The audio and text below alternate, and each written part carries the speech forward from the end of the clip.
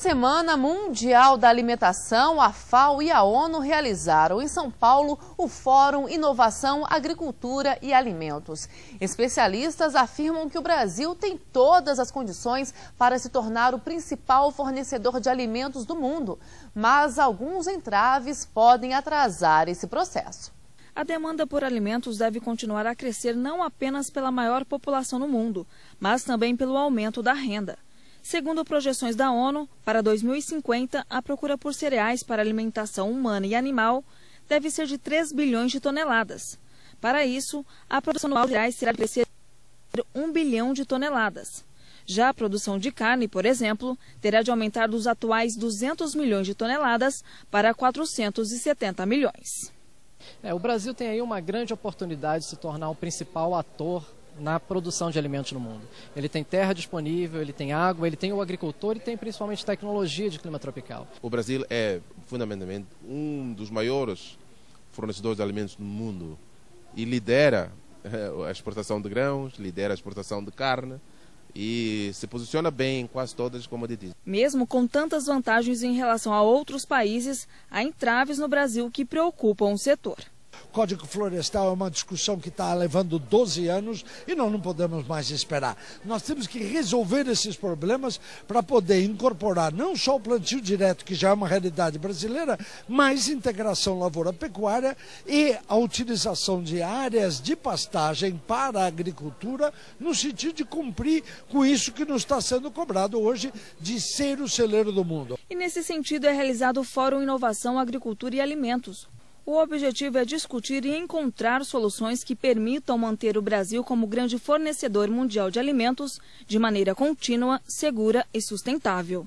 Acho que vencer esse desafio de que todos estejam numa mesma linha, nós teremos certamente um futuro muito positivo pela frente. Frio fora de época atrapalha o plantio de grãos em Cristalina, Goiás, mas produtores acreditam em condições mais favoráveis do clima para os próximos dias. Os produtores rurais de Cristalina, em Goiás, estão em época de plantio de grãos, principalmente soja e milho. E também o feijão, forte na região. Segundo os informes da Conab, os preços da maior parte dos produtos têm se sustentado nos últimos meses e estão surpreendendo o mercado. Em Cristalina, o milho está em torno de R$ 25,00, a soja a R$ 44,50 e o feijão a R$ 120,00 a saca de 60 quilos. Se o mercado está bom para os grãos, o clima não está ajudando aqui em Cristalina. Nunca se fez tanto frio no mês de outubro aqui no município como ocorre neste ano. Neste momento, por exemplo, faz 15 graus. Parece até o sul do país. É tanto frio que as sementes de soja plantadas nesta área há 9 dias ainda não germinaram. O agricultor Vanderlei Benatti, que veio do Rio Grande do Sul há 31 anos, nunca viu um frio como esse nessa época do ano em Cristalina. Apesar do atraso na germinação, ele espera que o tempo melhore nos próximos dias para ver brotarem os 480 hectares de soja e os 200 de feijão que semeou.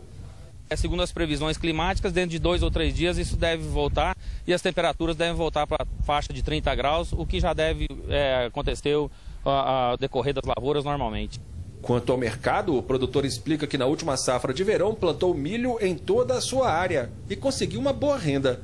Mas no ciclo atual, Vanderlei não seguiu a boiada, como se diz em Goiás. Enquanto muitos agricultores da região de Cristalina plantaram milho, ele procurou diversificar a produção.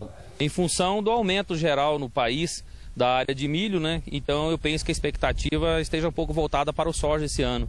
Aí nós fizemos essa guinada, o feijão também, com a diminuição de área de um modo geral no país, a tendência é que tenha um preço melhor, é que a gente consiga ter um ganho também à altura. São Paulo vai ser sede da Feira de Negócios nos Trilhos no próximo mês.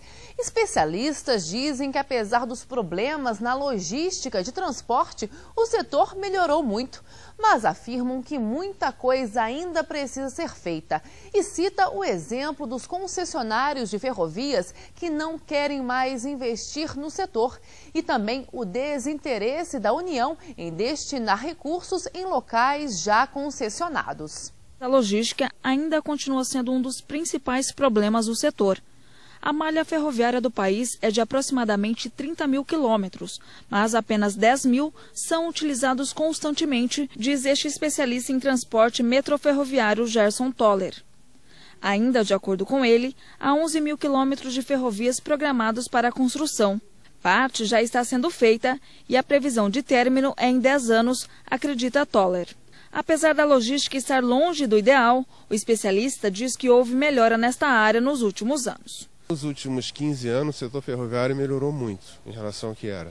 Mas ele ainda conta com uma malha ferroviária, com uma infraestrutura muito antiga, construída no princípio do século XX. Para melhorar a infraestrutura existente, existe um problema que ninguém sabe quem vai fazer, porque os concessionários privados que hoje exploram essas malhas não têm o encargo de investir nelas. E a União não se interessa em reformar ferrovias que já estão concessionadas e que não vão gerar grandes obras e grandes inaugurações. Os problemas na logística no país serão discutidos novamente no mês que vem. A capital paulista cedia a Feira de Negócios nos Trilhos, considerado o maior evento de transporte metroferroviário da América Latina. A feira reúne toda a indústria ferroviária nacional e muitas empresas de outros países também. O objetivo é colocar os players, o governo também está presente, em contato para que eles conversem sobre esses assuntos, vão mais a fundo e proponham um negócio de interesse comum que possam dar seguimento a essa evolução que já hoje existe de melhoria do sistema ferroviário no Brasil. O Semana Terra Viva fica por aqui. Até domingo que vem. Tchau!